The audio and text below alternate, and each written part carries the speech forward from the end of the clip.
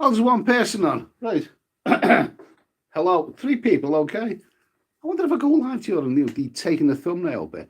Hello, Bart Simpson. How are you, my friend? There we go. Let's get in the mood. Let's get in the mood. Well, that's very like that. Is that the usual one? Is that the one that I've had before? Never mind. Never mind. 8 people watching. 13 people watching. Watching me in a very... no, I'm not going to be depressed. I'm not going to be depressed. This is not going to be a depressing vlog, a live stream. I'm not going to be depressed. Okay? Elliot, Chris Styles, forget about it. That's not a comment. That's his name. Okay. Good. Hello to all you. Ian. Hello there, Eddie. Yeah. Okay, Stephen Williams with an opinion already. Not about me, thankfully. Okay. Soy Cowboy pressing. Hello, everybody. Is 95 people watching. It's Wednesday night. It's October. It's, a dull. The weather's turned fairly dull because it's October and it's autumn. The leaves are falling. I'm drinking a Jim Beam. The poor man's Jack Daniels. Well, you're not going to afford Jack Daniels, but if you're drinking in the quantity that I bloody drink, Anyway. Okay, what's up, Eddie? Shane, what's up, Eddie? Well, what's up, basically, is to be predicted. Let me just run through it in case anyone isn't aware. Early July, I booked a flight. I've got to have something to aim for, right? So I booked a flight. I booked a flight for Bangkok, London to Bangkok, with Etihad Airways. Very good flight, a reasonable price of about £550, £550, something like that. That includes the the flexi ticket, in case all goes wrong. Never booked any hotels. I booked that flight for 4 months in advance to the beginning of November, for the 4-month ticket, early November to early March. I booked it in good faith because I thought, well, it's going to go okay. 4 months is a long time to prepare for the flight from early July to early November. I thought things will improve the COVID situation as they get towards peak season in Thailand. They've got to start letting tourists in. Well, it hasn't got better. It's got worse, okay? That's about the be-all and the end-all of it, basically. That's what it's all about. Mark Owen, hi Ed, I'm the same, can't get home to see my wife, stuck in Warrington. Well, good luck to you, mate, good luck to you. I'm not surprised that my flight was cancelled. It was a gamble. When I booked the ticket early November, I was quite excited about it. Not in the way that I normally would be. I mean, I didn't punch the air, when I booked the ticket, the way I normally would be. Quite excited about it. But it was a gamble, and I made a live stream, and I think I included the word gamble in the title of the live stream, because that's exactly what it was. Okay, it's a gamble, and it's a gamble that hasn't paid off. I mean, I received a message last week, some kind of garbled message, but yesterday I got an email from the agent who booked it. Thank you, Mr. Mitch, for that donation. Depression medication. Okay, cheers to you. A Jim Beam to you, my friends. Okay. Great to hear from you. Great to hear from you, mate. Thanks for that. It's I booked this flight for 4 months in advance, and it become inevitable. This terrible virus is far worse than any of us thought. We probably all thought that it'd be over and done with and forgotten about by now, but no, it isn't. It's just getting worse. Terry Owen, hey, don't be depressed. Let's see some of those smoking hot babes in bikinis over there in the Philippines. That's what I want to see. Well, I'd love to show you those. Well, there's a couple of videos on my list. Remember Scorebirds, Angeles City? I've done a couple of videos on them. They went down very, very well. I actually done a third video on the Angeles City bikini babes, wet t-shirt, that sort of thing. But I thought it was really good, but YouTube didn't like it. It lasted about half an hour before they took it down. But anyway, yeah. Okay. Maybe not to be. Always look on the bright side. The flights, who's put that? Shucks, cancel. That's very, very bad. Yeah, it's very, very bad. It's not the first time that's happened, by the way. I've had a flight cancelled. I've had plenty of flights that have rearranged, for a few hours the flight leaving times, but that's not really a problem. These things happen. But basically, I received an email yesterday to say, we're sorry to tell you, your flight's being cancelled. Actually, there is 4 flights.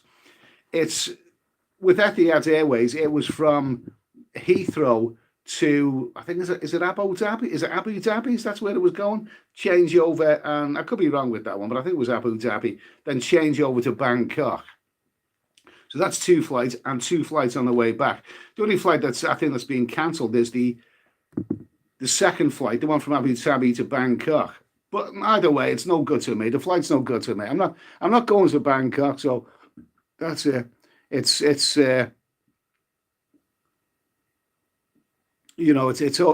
done with. So I've just got to make other plans, right? Transfan, thank you. Cheers for that. Jack Daniels fun. Cheers. This is actually Jim Beam, but Jack Daniels is cool. I like Jack Daniels as well. This is the cheaper alternative, and I quite like it. So my flight is now cancelled. It's the first time in a very long time that I've got to this stage in the year, October, and I have not at this moment in time got a flight booked for anywhere, okay? But at least I know where I am right now. I like to know where I am, and at least right now I know where I am. Absolutely bloody nowhere. That's where I am right now, okay? And I'm pissed off about it. Ty Leeds, what's the plan then? Well, the plan then is I've decided that 2020 is out. It's out. We've only got like 3 months left of the year. Yeah, 3 months left of the year. There's nothing going to happen. I'm looking possibly, very, very likely that at the beginning of January, which is a fantastic time to go abroad, get Christmas out the way with all that rubbish, even though I personally don't celebrate it. The first 3 months of the year, January, February, March, I'm looking at 3 months somewhere, okay? Somewhere.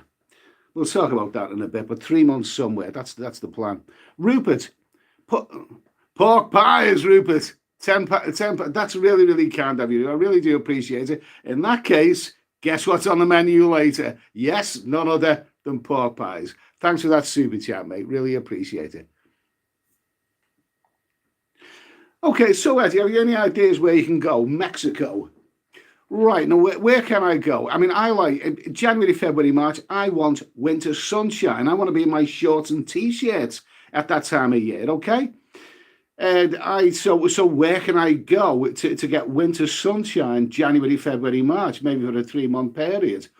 Well, there's where's open? I mean, there's Mexico, and there's possibly Brazil, and there's Mexico, and there's possibly the Dominican Republic, and there's Mexico. I mean, everyone's going to Mexico. I've seen these YouTube videos. They're all going to Mexico. Now, the thing about Mexico, I'll talk a little bit about Mexico right now. I have been to Mexico, but I didn't stay there very long, a couple of weeks, and then I went on to the Central American countries because I just had a hunch that they were going to be more interesting.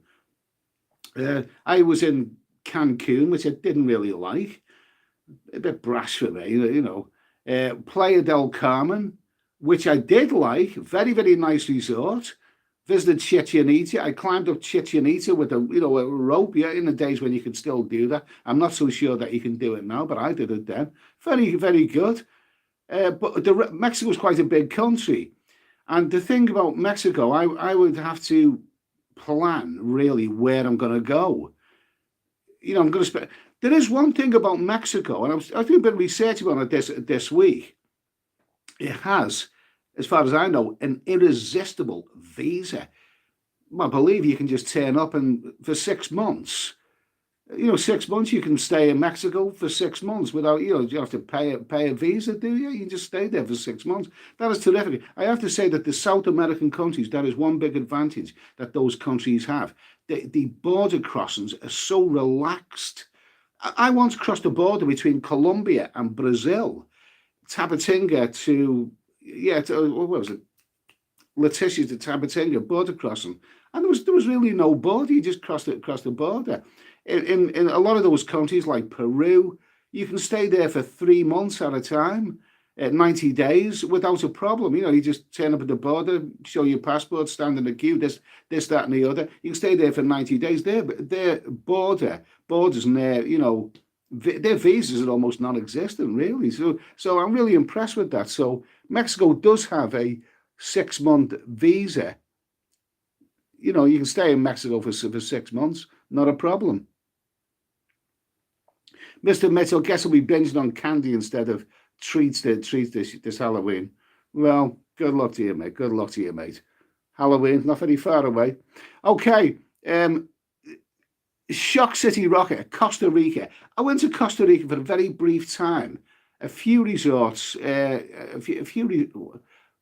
Ponta del Este and Playa Tamaringa, San Jose. I wasn't really impressed. I actually got the feeling that Costa Rica is a little bit overrated.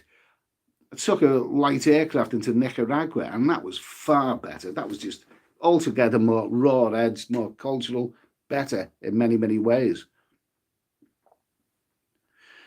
Butter and Bunny, I was going to Mexico, but went last year. I'm thinking of going to Spain.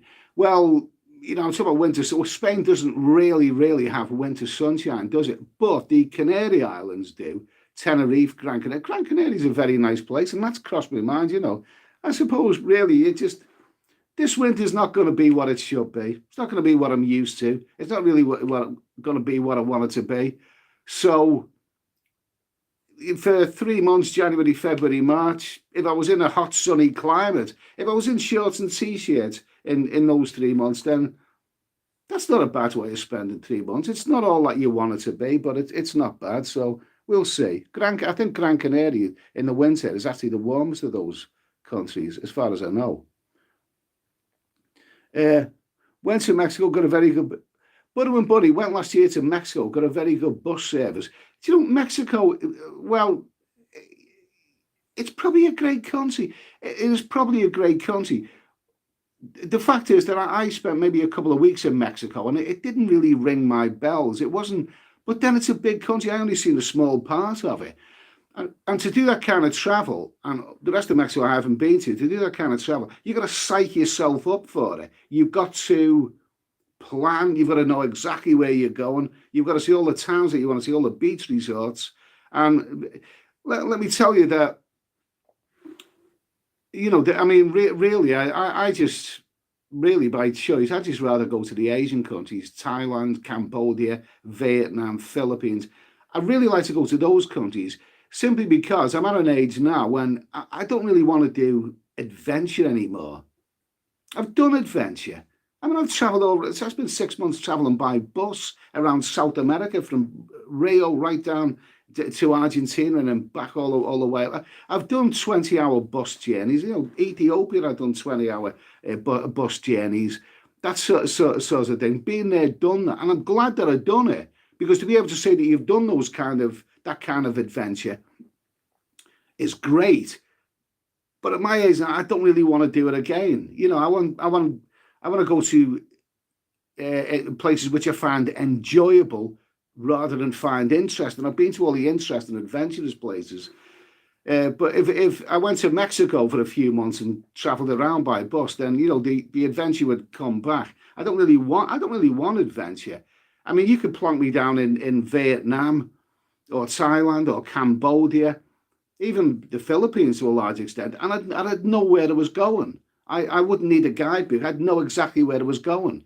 You put me down in the middle of Mexico, and I'd have to, research everything, and I don't really want. I just want to, go and enjoy myself in the sun and travel and drink beer and all that kind of stuff at this stage in my life. Let me see. What's that? Right, Kipax. Okay, Brazil seems old, but I would be avoiding it at this moment. Now, that is interesting that you said that, Kipax. It's interesting that you said that, right? Because I've travelled through Brazil. I've been many, many places around Brazil. I've spent months in that country. Brazil is magnificent. It's always had a terrible reputation for violent crime. You know what the armchair experts are like? They've never been beyond their own bloody doorstep, and yet they know everything. I was warned about going to Brazil. You'll get mugged, robbed, all the usual shite. My friend went to Brazil and he got a gun out to his hip even before he stepped off the plane. Yeah, absolutely. I mean, this is usually from someone who's never been further than Blackpool who tells you shit like this. I travelled all around Brazil, and that is such a good country. It is a magnificent country. I love Brazil. Absolutely, absolutely love Brazil. It's so colourful. The people are really friendly. I could walk around the cities in Rio and Porto Alegre, Curitiba, Florianopolis, many places. I rate Brazil so, so, so, so highly. It's a wonderful country. And I would love to spend a few months in Brazil again. There's a little problem that I have with it right now. A moment ago, I said all that stuff about it being dangerous and extremely violent and all the rest of it is exaggerated. But you are talking about now, you are talking about a different time, a time that is not typical. To put it bluntly, you're likely to be far more of a target now because there's so few tourists going to be around. I mean, if there's 10% of the tourists, there's still going to be 100% of the muggers and the robbers and the scammers. All of those people who are likely to be there anyway are still going to be there in their numbers, and yet there will only be a tiny, tiny minority of tourists. So it's easy to do the maths on that one. You are far likely to be a target for those people now than you would under normal circumstances. So it probably would be more dangerous now than what it normally would be. So I would be concerned about that. I'd be concerned about it. Okay. But I still wouldn't rule out another visit to Brazil. Anthony Cavalier, just to be honest, there, about Mexico and Central America. Well, there you go, Anthony Cavalier. Just to be honest with everyone, Mexico and Central America can be more dangerous now than ever. With the virus, people have no money. People who are usually working at tourist industry, or depend on tourists, will have no money. Yeah, quite right, mate. Speaks for itself. Quite right. I think not just those countries you mentioned, but I think all the countries, maybe even the Asian countries, Andrew Johnson, nice to hear from you, my friend. Other Asian countries will be open before Thailand, especially with their restrictions. Well, yeah, I think Thailand's out. I just get the feeling that it's out. We've all seen the reports, the restrictions, all these false promises, 3-month visas and Phuket, super duper revolutionary idea about Phuket and all that stuff that didn't turn out. And it's, they're in no rush to let tourists back. That's the way it seems to me. Possibly Vietnam and Cambodia, as we get closer to that tourist season, which isn't very far away, then, they may well be a possibility. We just got to keep reading the news. Okay. Let me see. Keep it real. Eddie booking in for a medical dental visa to Thailand. You ever heard something about that? Gas said, Eddie, will you carry on working October to December instead? May as well. There's nothing else to do. I've still got a job. I still go to work every day. I'm still making money. Still making money. That's all you bloody can do. You may as well. I mean, what else is there to do? Watch soap operas of an afternoon and all that.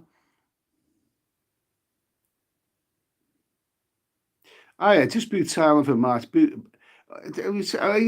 Well, you booked Thailand for March. Okay, March is 5 months away. Good luck to you, mate. That's all I can say. Good luck to you. I wouldn't. Fergal Healy, Ireland is great this time of year. Oh, fine, mate. Fine. I'm sure it's great. I'd love to visit Ireland. Yeah, but I want to go to shorts and t-shirts places. Ronnie, yeah, okay. Neil Barron wanted a 4-week stay in the Philippines to cushion the blow of being made redundant, but can't even do that. Do you know something? A friend of mine, his missus went out to Thailand to see Philippines to see her family early this year. She still hasn't come back yet. They can't get a flight back. In Thailand, I probably said this before, but I was talking to a guy the other week. Here where I live, and I know him well. I've seen him out in Pattaya. He went to Thailand for 3 months. He came back 7.5 months later. he was locked down, for 4.5 months, and and he's self-employed as well. Imagine the money that he's lost. We've got to think very, very carefully before we do anything. Very carefully. Skipper's vlog. I want to go to Brazil. Magnificent, mate. Absolutely magnificent. Absolutely. Jimmy Kerr, what's your opinion on Central America? I didn't see all of it, but what I did see was very, very interesting. Nicaragua, I just love that's so quirky, and it was not long after they had that civil war there, and so quirky and raw-edged and colourful and so different. That's what they used to say about Thailand and those countries. It's so different. Absolutely brilliant. Loved it. I wouldn't mind another visit there. So anyway, what I'm going to be talking about is, okay, so the flight's cancelled, okay? They've cancelled the flight. As for, getting my money back. Now, a few people have mentioned, that they've had flights cancelled and they're still waiting for the money back, various airlines. An Australian guy messaged me today to say that he'd been waiting months, and he was really angry at the airline because they haven't, sent him his money back yet. I'm quite confident about my money back because I've had a flight cancelled before. About 4 years ago, I booked a flight with China Airways, and they went, it was going to Cambodia. It was from Heathrow to Beijing, change over Beijing to Siem Reap in Cambodia. And I was so looking forward to it, and I'd booked me hotels and all that kind of stuff. And then it was Christmas week, just a couple of weeks before I was due to fly out. And all of a sudden I got an email which absolutely pissed me off in a massive, massive, massive door slamming way. I mean, I got a message to say, we've cancelled your flight. You can still go to Beijing, but you can't go to Cambodia. I thought, what the hell is this all about, man? What the hell is this all about? So I got in touch with the airline, which was very, very difficult thing to do. Extremely, extremely, extremely difficult. They were making it difficult. They'd give me phone numbers that didn't exist. I'll tell you something. When I finally did get through to this foreign person and I couldn't understand what the hell he was saying, I said, look, I've made so many phone calls. It took me so long to get through to you. What's happening? I need a refund. And this person on the other end of the line, it was actually, I booked it through Skyscanner, but then it went through one of those other companies that, that are used by that search engine. I won't name it, but a load of bollocks there. But I finally got through, and this foreign girl said to me, look, if you want to speak to someone quickly, I will give you this number. And she gave me the number of somebody who will speak in English and will tell me all I need to know, when I can get a refund, whatever, right? Talking my language. She gave me this number. I phoned up this number, and this American guy picked up the phone. I said, I give him the details about my flight. And he said, I haven't got a bloody clue what you're talking about. Okay? Well, what was that number that she... so I'll tell you what I've done. Basically, to cut a long story short, my flight had been cancelled. It seriously pissed me off. I booked all these hotels, which I was going to have to... I was stressed out in a mega way.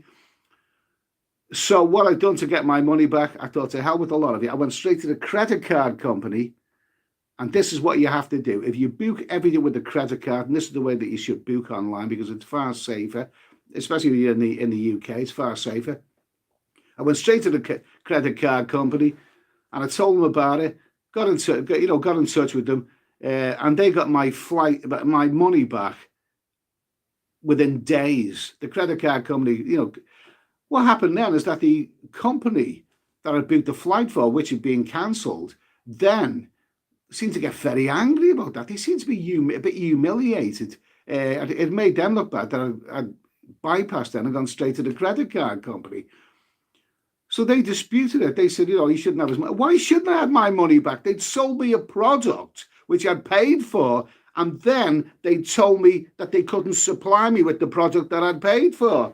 So why shouldn't I have my money back? The credit card company took sides with me. So what I'm saying to you guys, like the guy who messaged me today, if you had a flight booked and cancelled from months back, if you're struggling with the airline, if they're pissing you off, if they're messing you around, giving you money back, bypass them and go straight to the credit card company you booked it with. I've done that a few. My credit card company has been terrific. They've got me my money back. It hasn't been a problem. Now, this is the way it works in the UK. If you're going to book anything online, please book with a credit card. You know, it's far safer, and they will get you your money back. In other countries, I'm not so sure. I'm not really so sure, but at least this is the way it works in the UK anyway. Okay, Dixie Enormous. Okay, how are you, Dixie Enormous? Well, I don't know what's moving. What's moving? 537 people in the chat. Okay, okay. Let's see. Hi, Eddie. I don't know. This chat is moving quite fast now. Ed, we would love to have more than one stream a week, even without a topic. Ed, we would love to have more than one stream without a topic. I'd love to do more streams a week. I'd like to do streams outdoors, but don't forget, I'm a working man. When I say that I'm a working man, I don't mean that I go out in the streets and sell my body. I don't do that. Jesus, sell my body. I couldn't bloody give it away with Green Shield stamps for Christ's sake. Okay, no, I'm a working man. I'm self-employed. I have a job which I feel very, very comfortable with. It's so easy to get up, go to work every day. And while I'm here in this miserable bloody place, facing a bleak winter, I may as well go to work anyway. So, but the end result is I'm a little bit tired, and there's a lot of things that I mean to do, which I never ever quite get around to doing. Somebody sent me a super chat. Charles Ekstrom. Okay, thank you, Charles Ekstrom. Really appreciate that. Martin Duffy. No dirty dozen for anyone for a while now. Well, I don't think I'll be having a dirty dozen anytime soon. You know what I mean? No. Oh, Jesus Christ! What a setback this year it is. I'm feeling very. Oh, it's a long time since seems like a long time since I sort of got intimate with a hot lady. You know what I mean? I think the last time I got intimate with a hot lady, I think, as I was about to explode, I think I shouted out bollocks to Margaret Thatcher. I think that's how long ago it was, or at least it seems that way. You know what I mean? Okay. Where are we now? Let's who's talking? What's the comment? Shock the monkey. COVID is long finished. It's not a pandemic. It's a plandemic. Oh, yeah, I had to think about that one. That sounds good. Okay. Salima, have you ever been to Israel? No, never been there. I'm sure there's a lot of good things about it. I've heard it's quite expensive, that place. Yeah, someone else tell me Ed goes to Singapore is open with hot weather. Yeah. Doesn't that have very, very extortionate prices as well? Jesus, man, look at the way that I drink. Look at the way that I drink. I'll be bloody bankrupt after a few days there.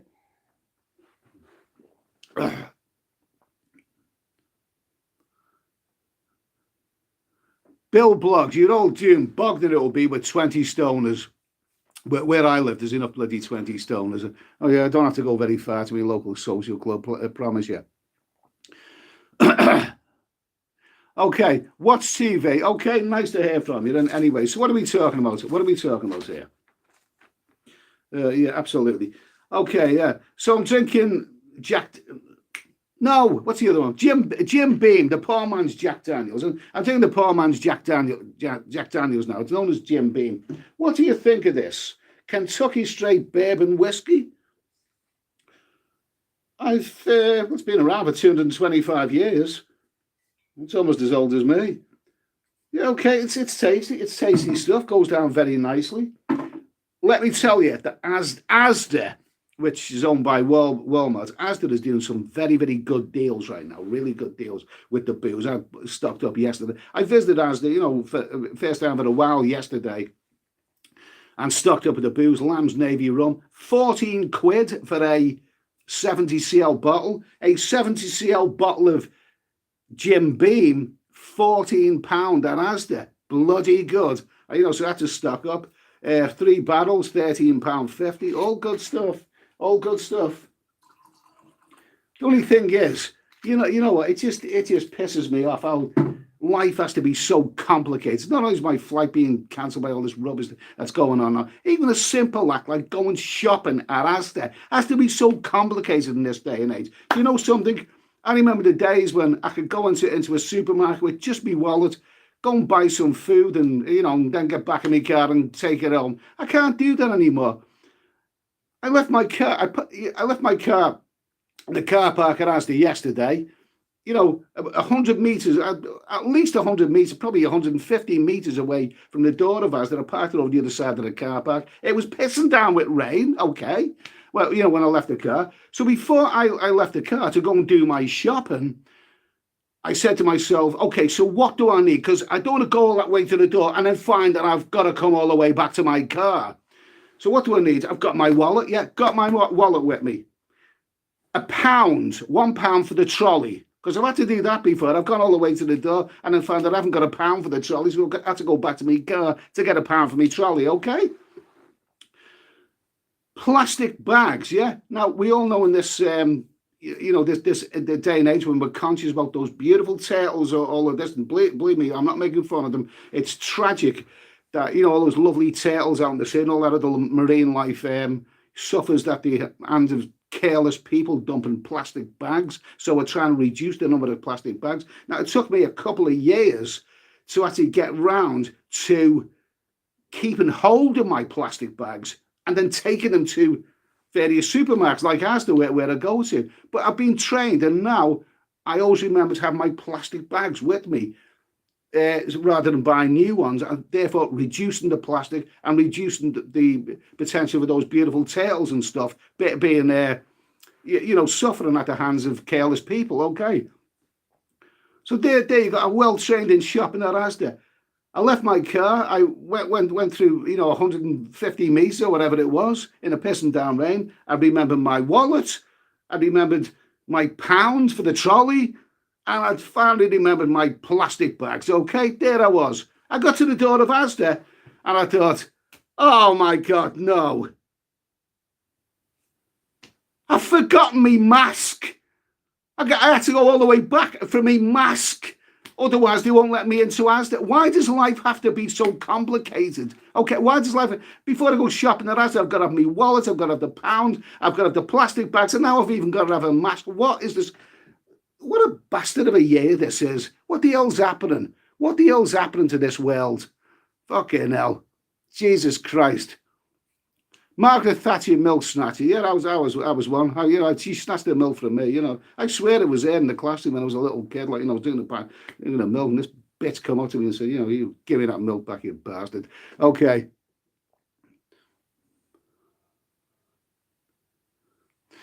Dave gives, are the freelance prices much more than in Pattaya these days? I don't know. It's been a long time. It's so long since any of us have been that I've forgotten. God knows.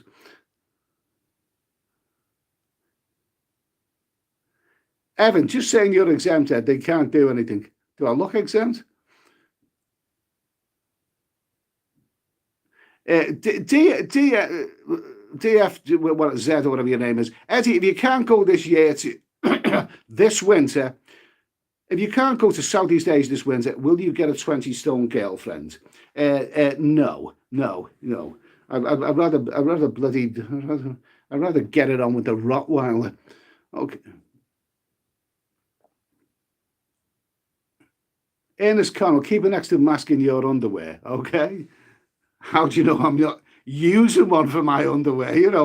I did see a sexy, I think a Thai girl. It's posted on Facebook. Where she's using blue face mask, as a bikini. Sexy stuff. Daniel Kelly, hi Eddie, how are you? I'm keeping smiling, mate. I'm keeping smiling, Daniel. I really, really am. My flight's just been cancelled, but no surprises. I knew it was going to happen anyway. It was a gamble. I'll get my money back, but that's not that's really not the main issue. The main issue is that I wanted to be on that flight next month. It's only about 3.5 weeks away, really, but it's not going to happen. So, got to make new plans. Okay, let's see. Harry James driving everyone to insanity. Yeah, I'm already there, mate. let's see, maybe next, Ashcroft, steady, did you go to Pattaya Night Bazaar for the replica products? It's open in the daytime. What are we talking about replica products? No, I don't do markets much. I don't really do markets. Not really. Anthony Cavalier, in New York City, they're selling masks on almost every street for $1. And do you know what? I see an awful lot of people are wearing these black masks. You know, these sort of black masks. They look sort of kinky. Something like you get in Ann Summers. You know, somebody showed me one of these black masks. That looks like a woman's thong. I'm not wearing a bloody thong to cover my face, for Christ's sake. Kinky stuff. Stuff on the left is even so. Emma, do I look?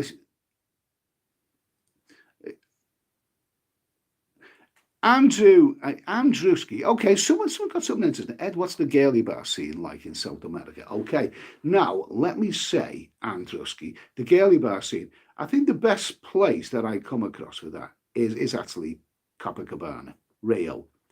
There's some really, really good places there. There's some good places. You know, you along the seafront in Copacabana, however you want to pronounce it. There are some really, really, really some really good bars. There's, you know, it was a bar right at the end of it. What's it called? It was called a balcony bar, was it? Lovely, lovely, lovely beds there. Absolutely beautiful, beautiful Brazilian ladies. You know what I mean? You know, you lovely, lovely. Oh yeah. But I'd rate Brazil very highly. I rate Brazilian girls very, very highly, very highly. But other place, obviously, yeah. It's but the thing is, when you say girly bar, it isn't like you get in Pattaya or something like that. It's not. You don't walk down the street and see all. Another really good place is Fortaleza, which is that's well up the coast. That's in the north coast of Brazil. Where is Fortaleza now? I enjoy myself. Fortaleza is very good, very, very good place, very good place. Between Rio and Fortaleza, other countries like the likes of Peru, Lima, and and places like that, it's not really in the same league. You go to Peru, Bolivia, those countries for other reasons. Colombia, I traveled through Colombia for about a month, and it's a wonderful country. Some really friendly people there, but I didn't really check out the girly bar scene, to that extent, simply because that was coming towards the end of my travels, and I was sort of tired. You know what I mean? I'd tired out with all the travel and everything. But I still think Brazil's the best place.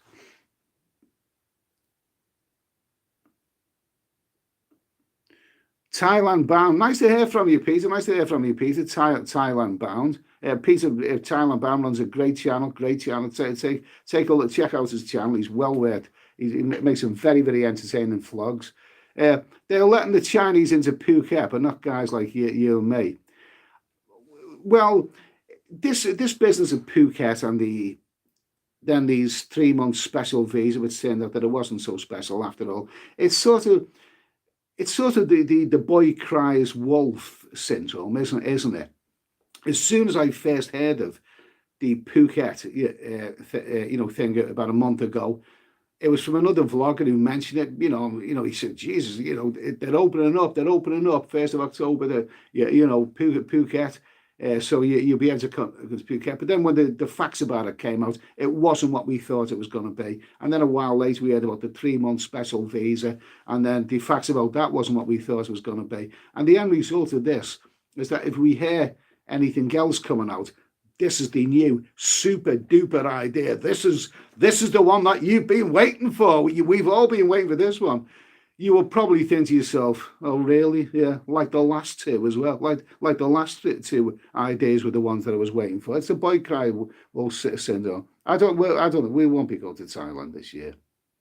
No, I think and we just won't be going there. Such a pity, really. Such a pity. Okay. Let me see now. Mark, you say, any interest in going to India? Good food if it's clean. Oh, I've been to India. I spent a month there about 12 years ago.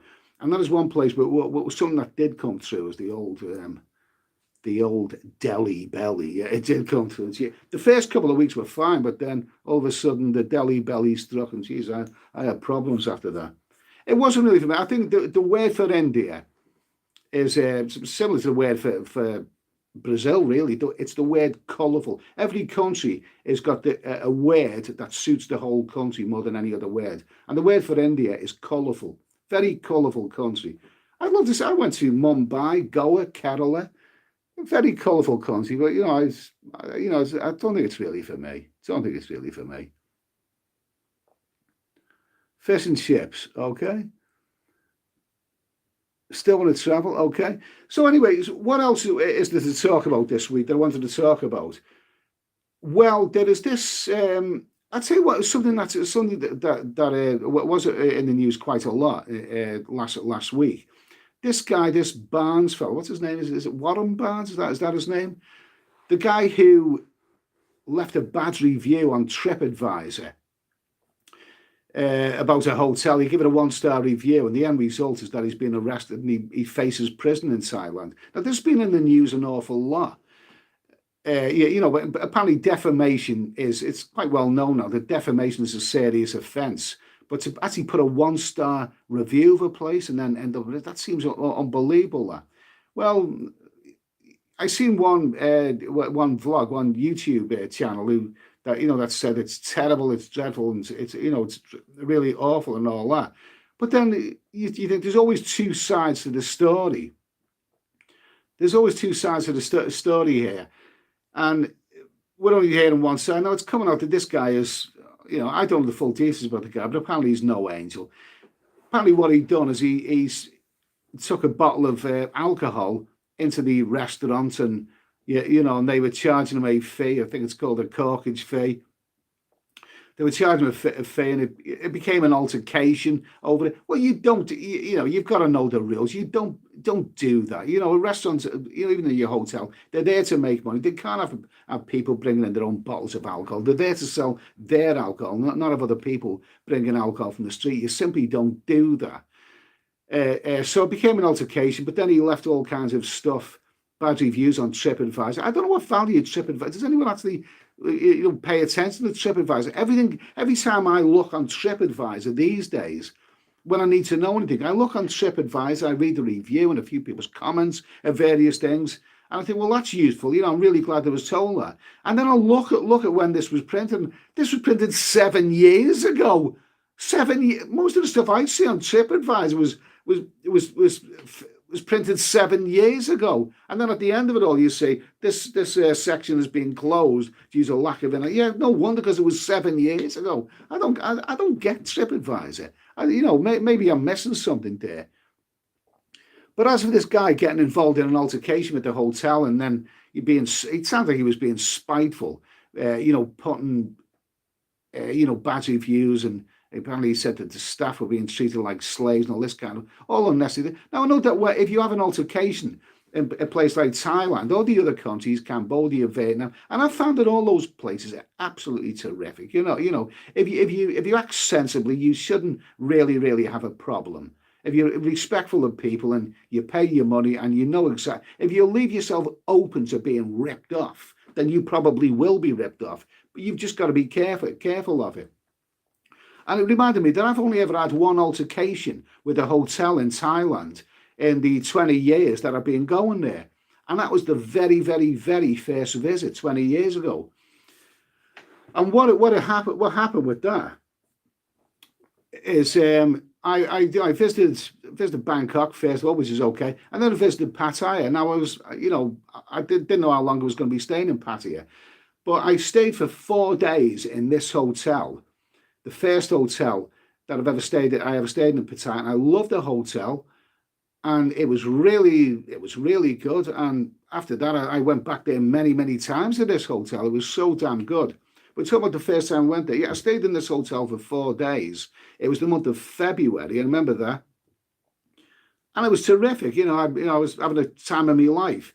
But then the hotelier said to me, "Look, you're checking out such and such a day. we have no more rooms. You have to check out. Then we can't renew your room for any further because we have Chinese New Year coming in. I thought, well, what am I going to do? I'm going to have to get another hotel. He said it'll be difficult because Chinese New Year's here. They're all in town, and so you're here for 4 days. That's all you can stay. I thought, oh, that's terrible. So basically, the hotel, the receptionist phoned around to other hotels, and they found another hotel for me in Pattaya, which was just a couple of blocks away. And the last night that I was there in this hotel, they said to me, we found another hotel for you. It's just a couple of blocks away. Do you want us to book? I said, I'll tell you what I'll do. I'll go and visit the hotel. I had to walk around for a couple of blocks. And I found this hotel, and it looked nice. It looked like a nice enough hotel. I thought I'll stay here for a couple of nights before I go somewhere else. So I went round to this hotel. It was the last night that I was staying in this hotel, which I liked a lot. And I went there about 6 p.m. in the evening. I thought I'll book my hotel for two nights. I'll book for tomorrow and the night after that, okay? So I think that day was the 10th of February. So I went round there and I paid my money for the 11th and the 12th. The following night and the night after that, the 11th and the 12th, okay? So the next day I checked out of this hotel and I went into that one. And basically I stayed in that hotel for one night. Yeah, okay. And then the following morning, about 1 o'clock in the afternoon, the phone went in that hotel. And the receptionist sounded frustrated. She said, "Oh, you must come down, sir. You're supposed to check out." And he was going to, I think, I paid for 2 nights. I paid for yesterday and tonight. 2 nights. I check out tomorrow. No, you must come down here. You must come down here. You must come down here. So there was a big altercation. I went down to the reception. He got the manager and all this kind of stuff. And I said I paid for 2 nights last night and tonight. Oh no, you pay from the 10th. I said no. The 10th was the day that I walked into the hotel and told you that I'm booking for tomorrow night for the 11th and the 12th. That was the 10th when I already had a hotel for the 10th. I didn't have any luggage with me or anything. So I booked for the following 2 nights. What this bitch, whether it was a mistake or whether it being malicious, I don't know. She'd actually booked me down, not for the 11th and the 12th, but from the 10th and the 11th.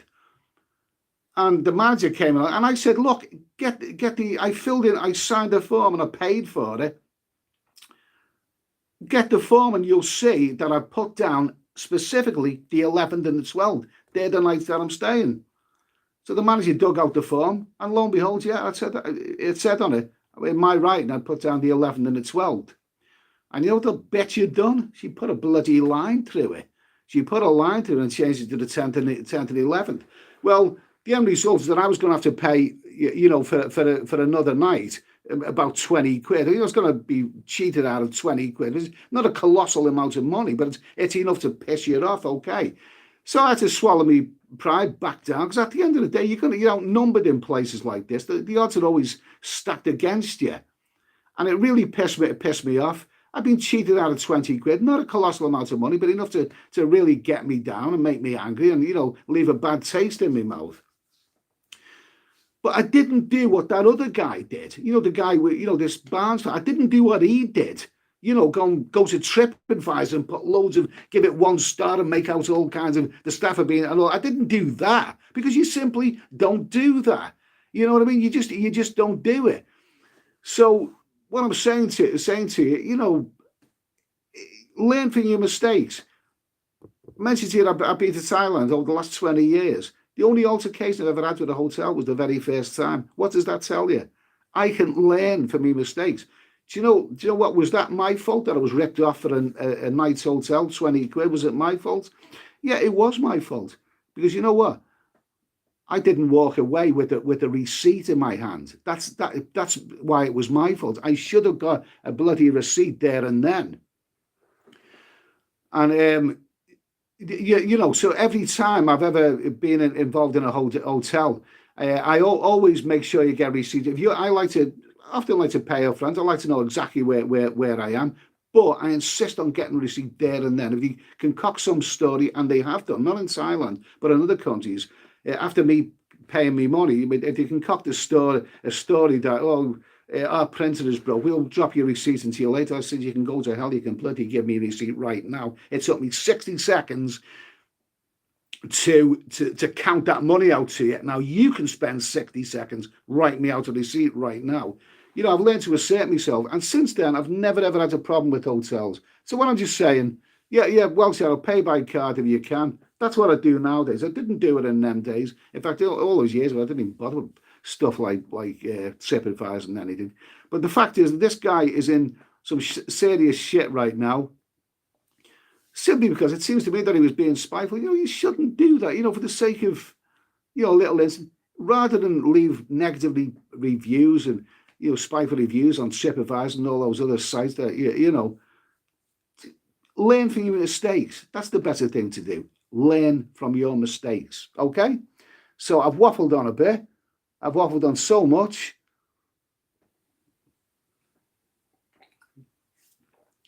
Anyway, Ed tonight, pay by someone else's card. The best. Don't you? Todd Brother, sometimes you get a rogue staff member who can screw you over. Had a similar problem. Yeah, I did actually have one of them in Hanoi. When I first went to Hanoi years ago, I found that they were like that. So somebody set me a counted on money, you know, shortchanged me by $10 and then swore blind. You know what I mean? Who's this? In UK. Right, you said it in UK. You said it in UK. You just said the words pork pie time. Okay, back in 1 minute. With pork pies.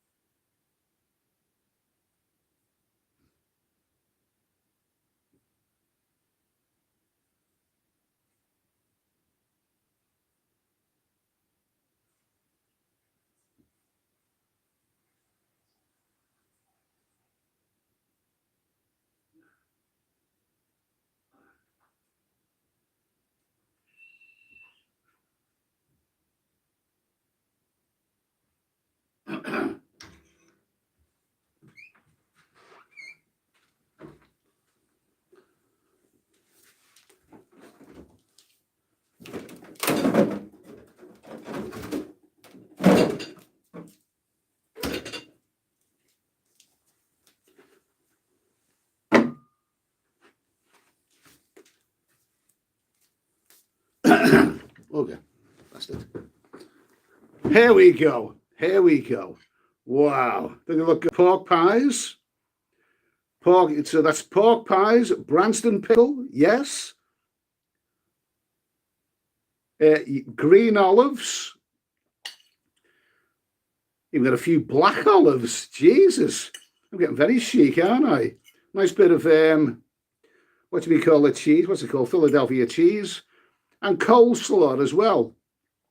One of those things I buy now and again simply for something different, okay? There you go. It's late night munchies time. Ugh.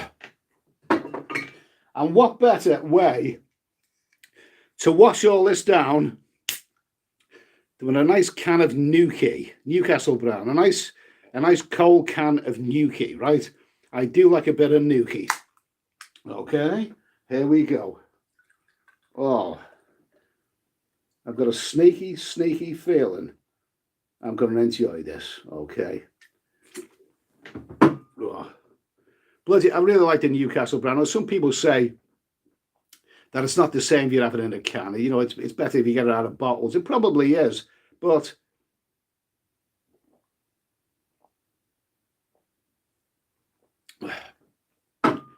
tastes damn good to me. Okay, let's have a little look in the chat. Okay,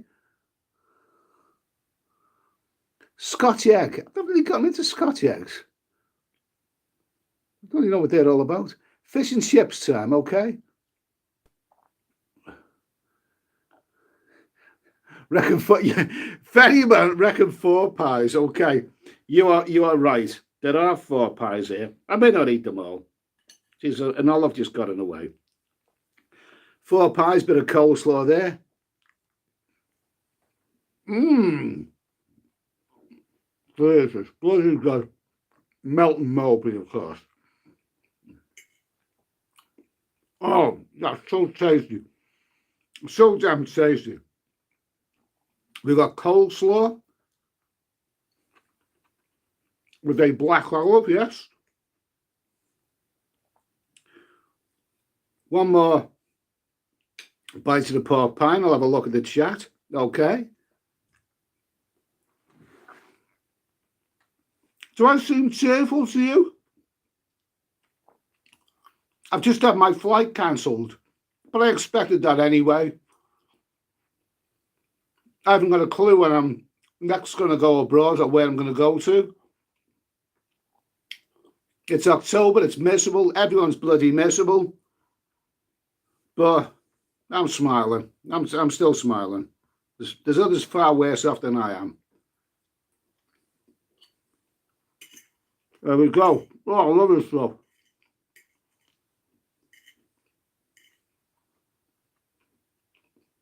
Crazy stuff. Okay, let's have a look at the chat now.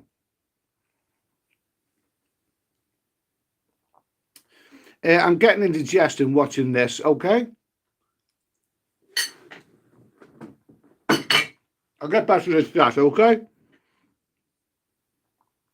What was the airline, Ed? Etihad, okay? I think it was going to Abu Dhabi. But this is all academic now because it was a good flight. No, when I booked that flight, right, beginning of July, I booked it, you know, with most uncertainty. But one of the reasons that I booked it is that I like to have something in the bag. You can have something to live for, man, you know. And even though it was so uncertain, I still felt good booking that flight. You know, it's there, even though I thought perhaps it isn't really there. But, you know, it's nice to have something in the bag. I've got to have something in the bag. But I didn't book hotels anyway. Now, this is what I always do. Over the course of the months from booking my flight, I then, you know, have the very enjoyable experience of booking a hotel here, a hotel there. I didn't book anything. I didn't book any hotels. Only the flight, simply because there were so many question marks about it.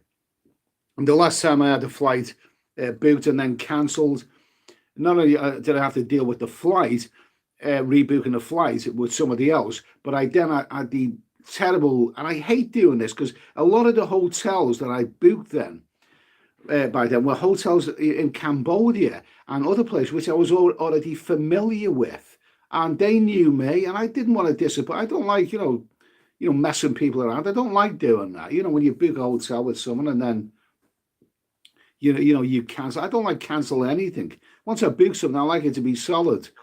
But I deliberately didn't. Book any hotels or anything. You know, just the flights because I wasn't entirely confident with it. Okay. Someone's going on about Bentleys and someone else going with a Porsche and all that. Very nice. I'd have a Ford Mondeo, you know, and I'm quite happy with that.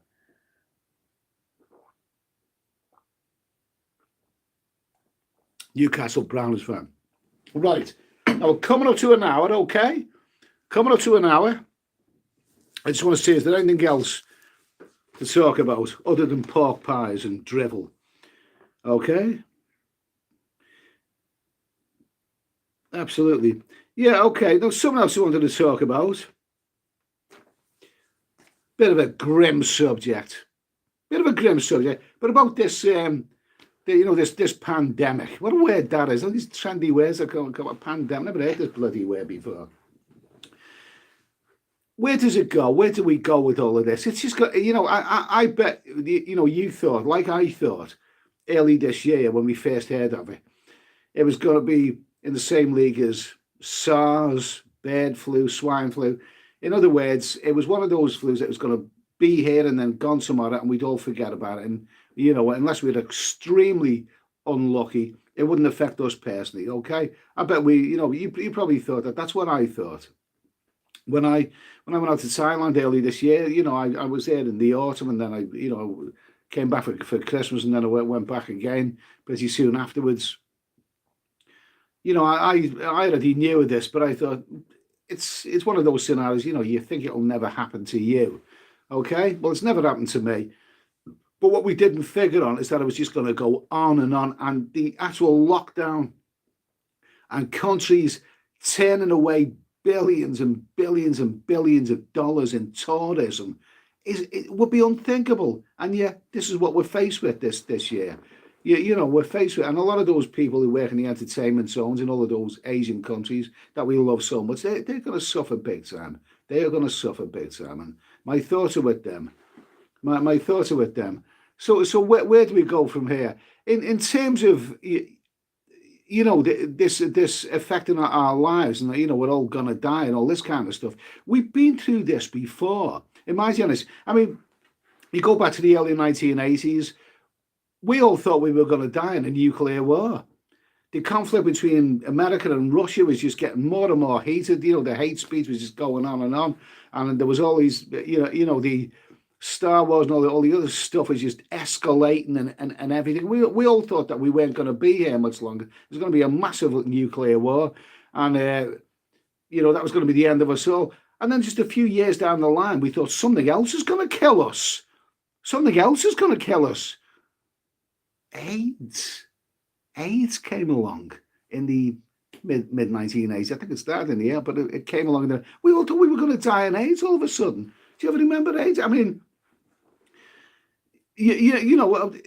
once it exploded in the news, everyone was terrified of it. You go into a bar and you seen people wiping pint glasses down, in case anyone else had touched them, because you thought that you could get AIDS if someone else touched your pint. You know what I mean? You could get AIDS. We all thought that we were going to die of AIDS then, and it was terrible. But I don't know if a vaccine's ever been found for it, but we don't worry about it anymore. It's still there. But we've managed to live with that and control it. And to make sure that it doesn't, we never locked down everything because of AIDS. We never ever done that. The tourism industries across the world didn't lock down because of it. So why are they doing it with this pandemic, this current COVID stuff? Why are they doing that? And not only that, but I mean, has there been what kind of advert campaigns have been going around about this COVID? I haven't really seen it, maybe because I don't watch TV anymore. I watch Sky News on the internet, that sort of thing. But what kind of is there a major TV advert to make us all aware of this of COVID? I don't think there is. I think it's just like they just saturate the news with it. I think that's their way of doing it. But I remember in the UK, when AIDS exploded, this TV advert came out to make us all aware. And I recall that just a few years earlier, a comedy program had brandished a condom, and it was public outcry. You can't brandish condoms in a TV comedy. This is what we become to. And a few years later, everyone was dangling condoms in TV interviews, to make us aware that if you don't use a condom, you're going to get AIDS and you're going to die. You know what I mean? It's funny. It's a funny old world, isn't it? But this advert came out in the mid 1980s to make us all aware. It was a major public campaign. To make us aware of AIDS. And the advert was, all of a sudden, it was like sort of, special effects. This big iceberg appears from nowhere. And this guy on top of the iceberg has got, is it called a pneumatic drill or some kind of powerful drill, right?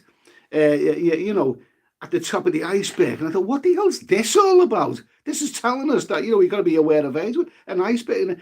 And basically, the message of the advert was that he was chipping away at the ice on top of the iceberg, and the message was that what we know about AIDS up to now may only be the tip of the iceberg. Yes. Well, when I first seen this commit, I didn't think it was telling me that this could be the tip of the iceberg. I thought it was, what it basically meant is never leave home without a powerful drill in your pocket, and never attempt to have a shag on top of an iceberg. I mean, Jesus, what a bizarre commercial. I fucking can't figure out what it was all about. But I don't believe that there's been anything like that in this COVID. We haven't had the definitive advert to the. That was a classic one. That was, even though it was a load of crap. But anyway, I'm pissed off at it all. I'm pissed off at it all. Okay, where are we going? This winter is going to be bleak. It's going to be rubbish. It's going to be crap. We're all going to be depressed, and we even those of us who are working and will have money in our pocket, we'll probably still if we don't catch COVID, we'll probably die of boredom anyway. But I am still not going to go down to my social club and do the meat draw and come home to have a bit of rumpy pumpy with a 20-stone woman. I'm still not going to do that. Okay. Let's see. Daniel Kelly, John Hurt. John Hurt? Does he really? Does he hurt? It's not because he doesn't wear a condom. Oh, I think I know what you mean. I think it was his voice, wasn't it? Yeah. Okay. Miss Pattaya. When we say Miss Pattaya, does that Miss Pattaya as in like he's just using a beauty contest, Miss Pattaya? Or do you mean that you miss Pattaya because you're not there having a shag and a dirty massage parlour? I'm not quite sure what you mean, mate. But I miss Pattaya as well. Anyway, no test of Pattaya. Locally 6, everyone wear a mask, and guess what, Costa? Daniel Quigley, I get AIDS every weekend, dirty. Alcohol-induced dizzy spells. Okay?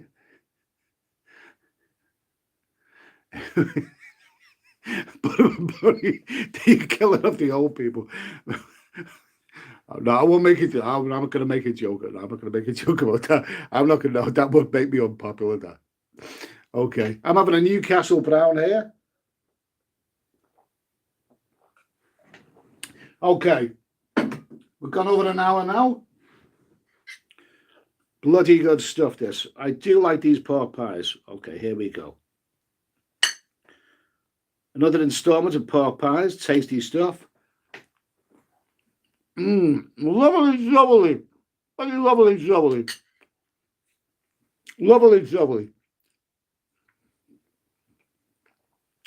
Adult sturgeon. Okay. She looked good with a little moustache, wouldn't she? A nomad overseas, still waiting for your winter live season of Blackpool Illuminations. The thing about Blackpool is that their season really gets underway when everyone else is finished, because they're not really dependent on the beach or the sun and all that. They get the illuminations. I think, well, I lived in Blackpool. Great place to visit, terrible place to live. And I lived in Blackpool, but God knows, I don't know. But the illuminations start in September, early September. They go through early November, something like that, don't they? When I lived in Blackpool, tourist, it was in the month of June, right? And this is how stupid people are. So bloody stupid some people are.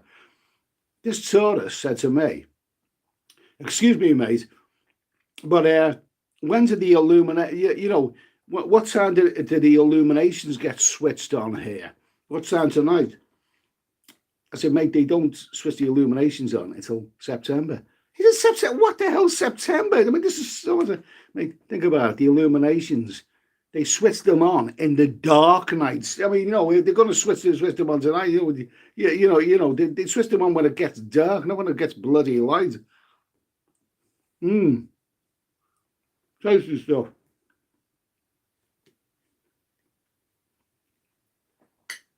Anyway, who's still watching? We've had well over 500 in the chat. There's 472 people left here to see me making a pig out of myself, which isn't a difficult thing to do. Okay, Bitman, Pattaya is going to be knocked down. Oh, I gotta mention. We gotta mention, haven't we? We've seen that video. I think it was Nick and NDTV. I made that great video. Very, very sad. Very, very sad. Extremely sad about the top 10 bars that are being closed in Pattaya. And numero uno on it was the stalwart, the iconic Pattaya beer garden. You know, the Pattaya beer garden. I'm going to say about the Pattaya beer garden. I did a video on the Pattaya beer garden, and you know, and it's a lot of people have done video because it's an obvious place to make a video of. It's that place where when you first arrive in Pattaya, especially if you're staying in the Walking Street area, then the beer garden is so easy to get in. It's so inviting, and you can go there day and night, and you get a great meal, and you get a view of the boats and the sea and everything. And it's just the obvious place to start your place in Pattaya, your holiday in Pattaya. And to see that close now, you got to assume to yourself, if that's closed, Jesus, what's going to stay open? Very sad to see all these bars closed. But this the time that we're living in.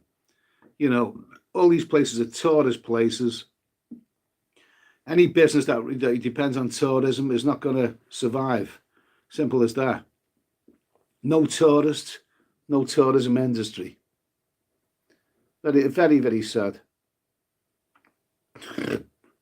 Only place you can go is Singapore Open. Never been. I had the opportunity to go there, but never had good reviews of it.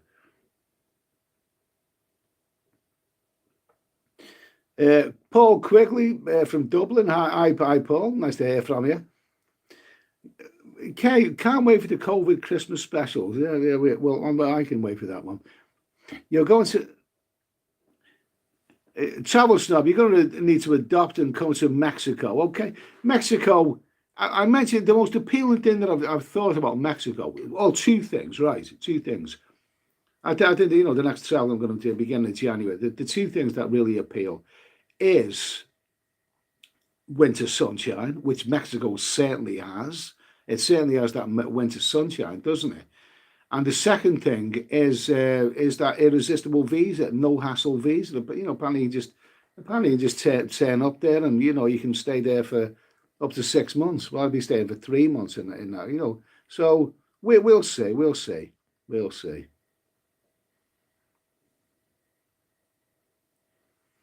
Okay.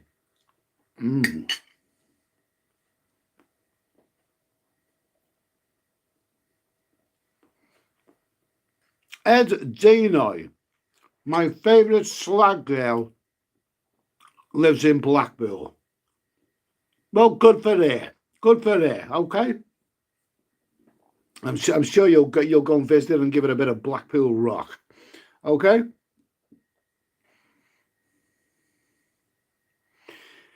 Harry James, I get the train into Liverpool Street Station. Not many on the train, but everyone looks like they're going to the gas chamber, yeah? I don't think you're slacking down Liverpool. I think you're slacking down London, aren't you? Because that's where Liverpool Street is, isn't it? It's in London.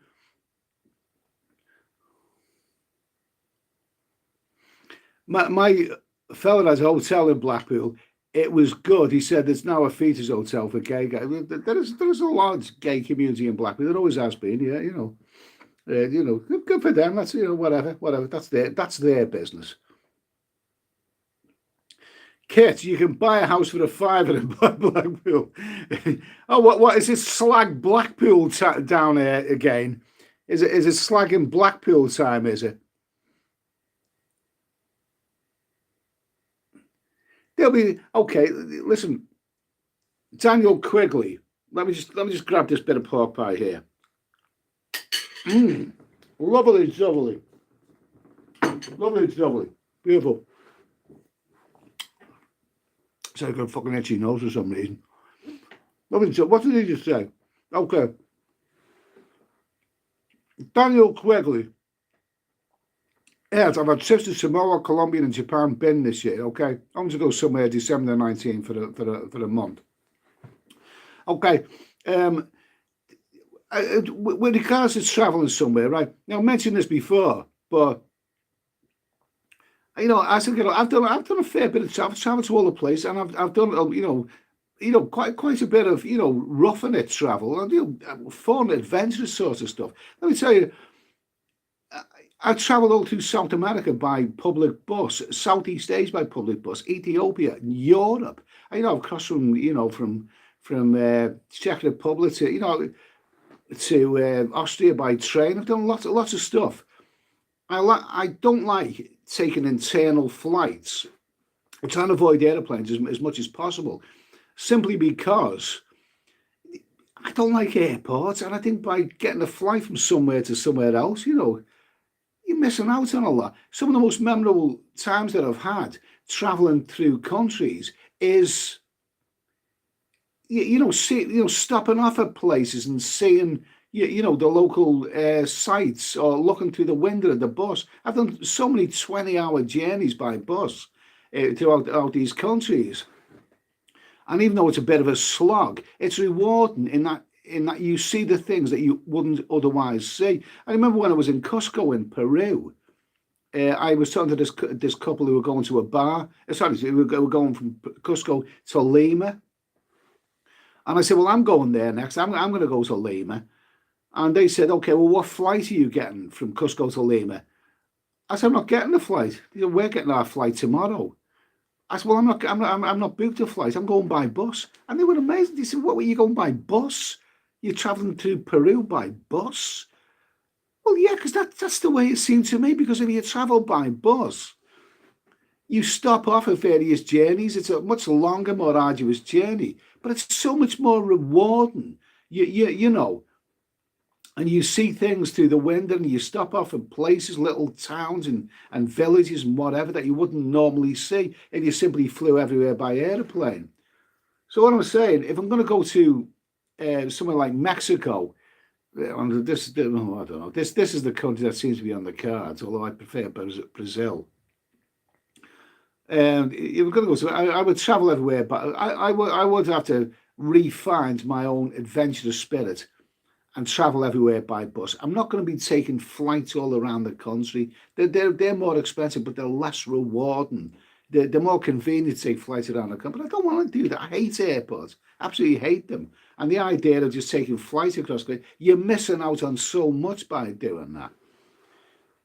So wherever I'm going in January, if I'm going to, be traveling around, Latin America, one of those countries, I've got a plan for it. I've got to do my research, and I've got to plan bus journeys and times and all this kind of stuff. But I'm not going to be just going there and just flying around by airplanes, because I don't like doing that. What I'm saying basically is that I've got to find my old adventurous spirit again, and it's not easy now because I'm at an age now where I think I've been there and done that, and really I just want to. I want to go to Southeast Asia, to the countries that I feel comfortable with: Vietnam, Thailand, Cambodia, Philippines. I want to go to those countries and just plonk me in the middle of those countries, and I'll be totally relaxed. I know where I'm going. I'll be drinking cold beer in a hot climate, but having me fun with the ladies. But it's just not happening, is it? It's not happening right now. It's just not happening. Oh well. No point crying over spilt milk. Listen, guys, I've ate, I've drunk, I've been merry. Uh, let's have a little look at the chat first of all. Okay, that's a nice comment from Watch TV. Eddie, get a bus from UK to town. They might be open by the time you arrive. Yeah, you could be right there. Okay, listen, I've waffled on. Thailand bound, Ed, our pork pie is mandatory if you want to live stream. Well, they're not mandatory, but they are convenient. They are bloody convenient. Okay, I'm gonna have a little black olives. What the hell did I? What was the thing? I was thinking of black underwear. Bloody good.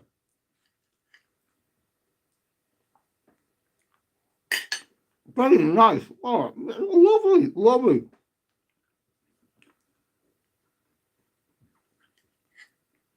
All of a sudden, I'm getting very hungry. Okay, I'll leave that 2 moments. Okay, little last look at the chat. I've been waffling on. I've probably talked a bit of intelligent stuff and a lot of bollocks. You know what I mean? But so what? It's late at night. We're all depressed. The world's gone fucking crazy. You know, the world's gone crazy. You know, I can't even go shopping in Asda without, you know, remembering God knows what else to take with me. It's everything's crazy right now. Turkey at Christmas. I've got a story. I've spent Christmas in Turkey for a little bit. I got a story about that. I might tell you that some of the time. Robert B. Why not go to Greece? Why not go to Greece? I've only ever been to one island in Greece. That was the island of Rhodes, and it was beautiful, beautiful. But Greece does not have winter sunshine, and it's going to be winter pretty soon. And in months like January, February, March, you want winter sunshine. Greece doesn't have winter sunshine. You probably get a lot of rain there. David Mayer, by the way. Okay, nice to hear from you. Simon Trow. Simon Trow, yeah, another old name there. All right, Eddie, great to see you. Yeah, great to hear from you too, Simon. Depressing, rainy Liverpool. Well, it's depressing where I live as well. The UK is depressing, but at least at least I've got food on the table. I probably say this every week. At least I've got food over the table and a roof over my head and beer in the fridge. And I don't know. I'm not going to go hungry this winter time. I may die of boredom, but at least I won't go hungry. Let us all spare a thought for those wonderful people. You who have travelled through Southeast Asia have probably met some wonderful, wonderful people over the years. Some real characters who you remember well and you remember with affection. And please spare a thought for them, because at the end of the day, whatever's going to happen this winter, in the winter of discontent coming, they're going to suffer far more than we are. So please spare a thought for them. Feel sorry for us, but feel far more sorry for them. Okay, listen, I've waffled on for an hour and 20 minutes. I'm going to say thanks for everyone for tuning in. Okay, appreciate everybody. Let's keep thinking positive. Let's keep thinking that things are going to keep better, because when we start thinking negative, we may as well just give up. Better times will come. We just don't know where they are, okay, or when they're going to come. Listen, thanks for watching, guys. Stay safe. Have a great evening, a great week, or whatever you're doing, and cheers. See you soon.